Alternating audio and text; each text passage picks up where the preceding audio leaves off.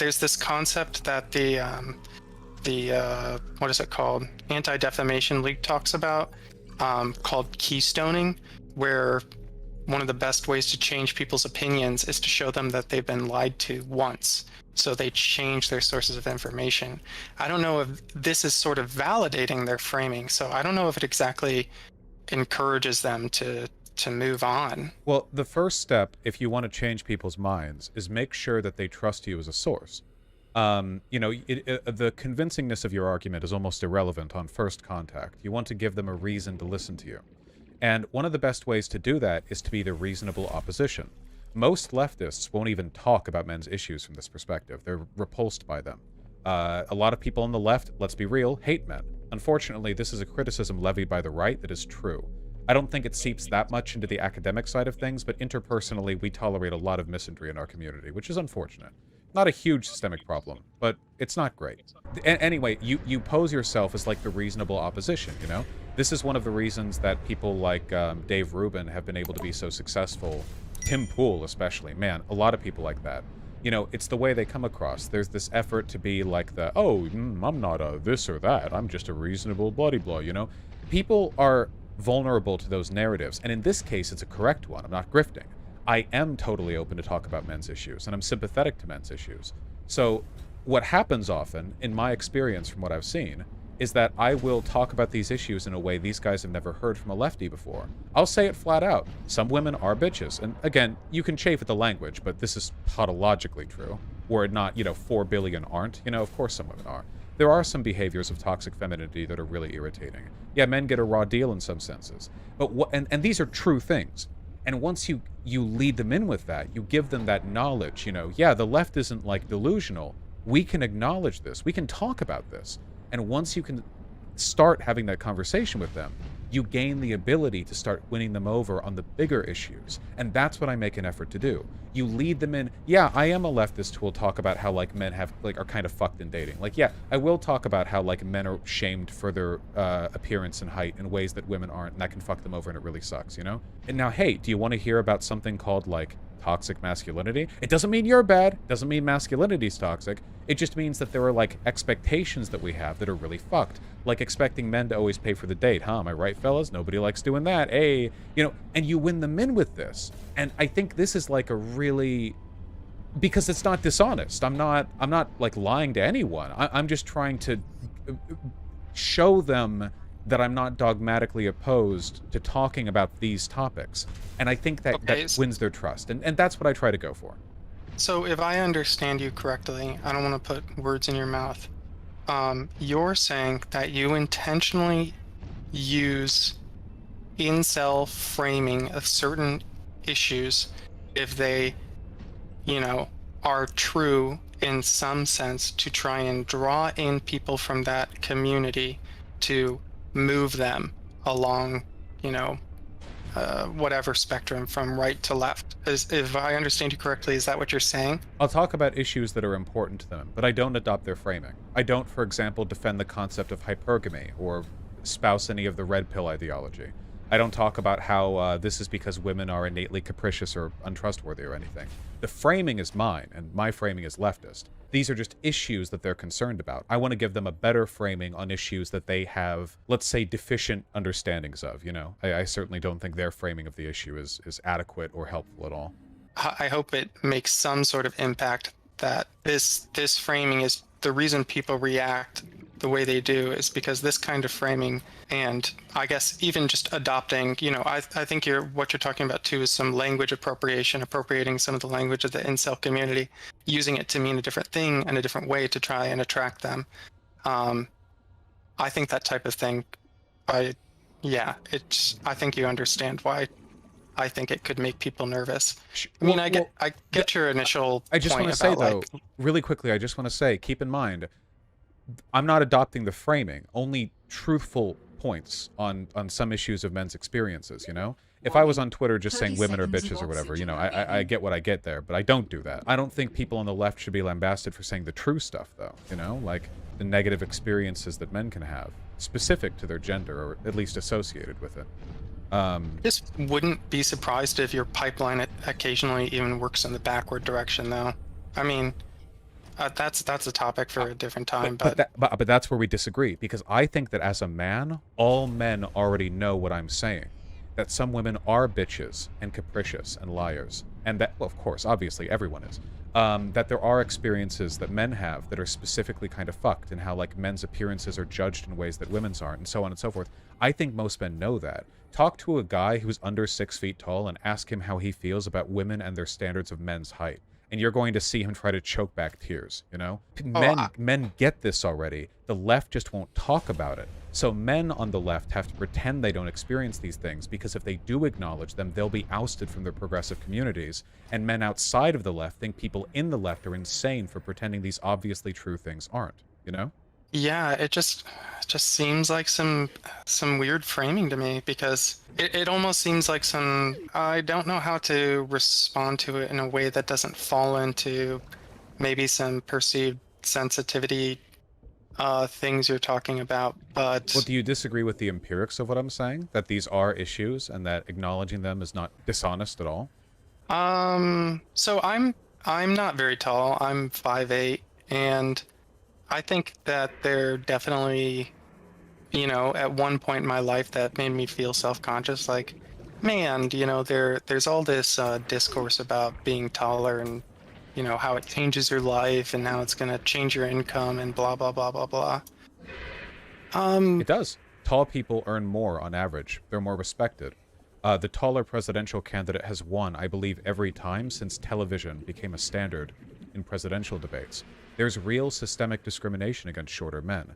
It just feels weird to say, because it's like, oh, heightism with men? This isn't an issue with women, by the way. Women don't get judged for being shorter, at least not in nearly the same way, because being tall is considered masculine, so wouldn't come back and hit women the same way. But that's a real thing. There have been more black presidents in the past half century than there have short presidents. It's a real bias. It just sounds stupid to address, right? Like, oh yeah, there's black discrimination, and then there's shortism or whatever. Here's another one. You know how black people, specifically black men, are likely to get longer sentences for the same crimes with the same priors than white convicts? Yeah. That difference is triple the size between men and women with the same crimes and priors. The difference in bias between black people and white people is a third the difference between men and women for the same crimes with the same priors. Which is insane! Like, whoa, misandry affects the justice system to the point that it literally triples the empirical product of racism and sentencing? I just don't think that's quite... you're doing some things that I don't think are quite, like, recommended when you're thinking about survey datas or measurements, like... Are we not just uncomfortable with addressing this at all? Because I'm using the same data standards by which we address sentencing bias between black and white people. So if we disregard the misandristic difference, we have to disregard the racial difference. No, that's not what I'm saying at all. I'm saying, like, if you go looking at what not people on the internet but criminologists are saying about sentencing difference between like white people and black people, I think there's specifically, I should say, from my point of view, I think America has a lot of racism problems, but I also think it has a lot of anti-black problems. So sometimes, I'll just say, black people and white people, just because I think America's, yeah. That's like a whole field of research, and, they put a lot of work into measuring those statistics correctly. And there's not a lot of researchers. I hate to call you out on this, but this is the kind of stuff that I hear from white nationalists. There's a very strong academic and sociological consensus in what I've described to you, and now you're saying, like, well, was the research rigorous enough? The only reason you're saying this is because you're biased against the outcome. And you I'm not. I deny that, but, like, again, this isn't difficult to see. Measuring different groups of people and their sentencing and conviction durations with the same crimes and priors and everything, that's a pretty easy thing to control for. I would know. The sociology and criminology departments in my university were merged. I was president of the Sociology Criminology Club.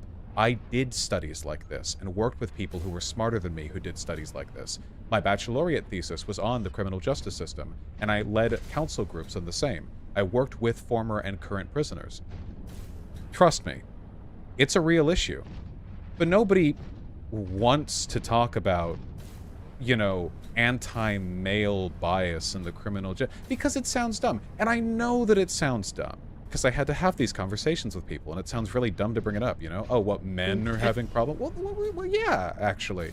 So it doesn't sound dumb. It to my ear, it sounds like something that's difficult to measure, and it sounds like something that you'd have to would have to tightly control for. I agree, but that's what they've done. We should have faith in the peer-reviewed studies, shouldn't we? Unless you have some specific counter-evidence to, you know... Well, I guess maybe this is just belying some ignorance in social measurements, but I don't think I've seen very many high-powered studies looking at sentencing differences between men and women. Would you like to look at some? Because again, I don't mean to be dismissive, but you're rejecting something of which you have no knowledge, right? Like, this is an anti-intellectual reaction. This is a subject you don't know about, which is fine. I don't know tons of things, but your innate response to it is like, well, I think that it's difficult to measure stuff like that. Well, sure, no, the especially the way I'm verbalizing it, the skepticism I'm expressing is unfair because it's not exactly skepticism searching out some sort of greater truth. It's just skepticism. But is it that difficult to imagine? One of the standards of patriarchy is the understanding that women are innately delicate and weak, and men are strong and violent. And if people believe those things, which they sure as shit do, it makes sense that men would be sentenced for longer. They're perceived as greater social threats. For thousands of years, you know, men are killed when villages are raided, and the women are captured. There's a long-standing, I would almost say, tradition of underestimating the violent potential of women. So it makes sense that when it comes to sentencing, people would be more lenient. They find women more sympathetic, you know, like dogs, which is another component of patriarchal bias against women, that we patronize them. Yeah. I think what makes me just not sure is like, yeah, I guess I would just have to see, because maybe there is like a robust history on measuring these things and looking at like a full suite of controls. Like, you know, it's when, like, for example, when these things are looked at, white versus black, they sort people by individual area code, its socioeconomic status, level of education. There's like a lot of work put in to make sure you're making an apples to apples comparison, and that's all I'm curious about. I don't want to, you know, sit and pontificate on something I've never seen. I'm not an idiot, so. But are we not sitting and pontificating? Yeah, sure, but I mean, it's something that you're more knowledgeable about than I am. I mean, it'd be idiotic for me to just sit here and tell you my thoughts on something that I'm ignorant of, or at least, I don't know, I think so. There's I believe it's well studied enough that there's actually a Wikipedia article on it. I didn't mean to get in a debate on that specifically. It's kind of tangential to what we're talking about broadly. Yeah, sure. I only Absolutely. wanted to point out, like, you know, I think you've kind of demonstrated what I guess what I wanted. You've fallen into my brilliant trap here, which is that people are innately uncomfortable addressing men's issues, you know? Oh, well, I think that maybe the study wasn't done properly, or maybe this is difficult to control for, or such. Well, you didn't know that. You couldn't have known that, but it's what you went to first. So, and I don't think this is just a you thing. I just think, like, we're, as leftists, we're very conditioned to reject people who jump up and say, like, oh, what about men? You know, because 99% of the time, the people who are jumping up screaming, well, what about men, are like huge pieces of shit. I don't deny this at all. Well, and there's a lot of bullshit science on the internet, honestly. So, I mean, pharmacology is my specialty, and a good 70% of the time when people are quoting something, they're quoting like the minority's opinion on the research. I mean, COVID was like this times 1 million. They're quoting the minority position on the research, and it's just like not even properly done in the most basic aspects. So it's like my immediate reaction when encountering something that I'm not familiar with on the internet to just be a little bit like more skeptical than I normally would. But I mean, I do admit it does sound ridiculous on its face to talk about men's heights, and does it really have an effect? I mean, I'm sort of, my base reaction is I'm a little bit skeptical. I would say maybe some, but also something that's just intrinsically difficult to measure because height is so tied to so many other things like, your nutrition. And we know that there's a mechanical link between, nutrition and people's ability to be successful in life. So when you quote it to me, it sort of rhymes with the way that right-wingers read 1/16 of a study, quote out the minority's opinion to come to a conclusion that the authors didn't even, consider valid, if that makes sense. But the authors consider my positions valid. We can, again, it's not meant to be a study roundup, but there are certainly studies on the effects that height has on people's perceptions controlled for other things, likewise with a variety of characteristics that are more or less specific to men. There are plenty of other things that are more or less specific to men. For example, being the victims of murder. The overwhelming majority of murders are committed between men, usually in gang situations in inner cities, which is, of course, a product of the, sort of gendered bias and the kinds of people that gangs send out with guns. I don't think that's quite true. I would speak to, just as somebody who does some reading in criminology, the majority of murders, especially in the United States, are random acts of violence. Or maybe by murders you don't mean homicide. No, when you take a look at the murders in the United States, a significant percentage of them come from gang or gang-related violence. It's not always literal gang hits that are being put on between groups, but oftentimes it'll be something adjacent, like the social conditions caused by poverty and gang violence in an area lead to conflict, or people are afraid that other people represent some kind of implicit threat to a territory, so they act to preemptive violence. There's a million ways that it could play out. That might be true, but the majority of homicide, or I should say the plurality of homicides in the United States, they essentially boil down to arguments. People get in arguments and then, often it gets between heated and they men, kill each other. because men are aggressive, argumentative. Men are at greater risk of violence in that respect than women are. Obviously not in all respects. There are certainly ways in which women are subject to disproportionate amounts of violence, but that's the key difference, isn't it? We know the big way in which women are subjected to disproportionate violence, or two ways: rape and domestic abuse. We talk about them endlessly and exhaustively. Everyone on the left has had conversations about the importance of addressing these biases. How many conversations have we had about the specific types of violence that disproportionately affect men? Because, for my money, gotta be 1/20th as often. Maybe not even that. Maybe that's even optimistic, right? These biases are not invisible to people outside the left. There are men out there who will look at us and think we are insane for exclusively fixating on those issues. And honestly, I can't blame them for no reason other than because we could be doing so much more to pull people into our movement by just acknowledging them. You could do that from a feminist perspective effortlessly. It wouldn't detract from any of our positions, right?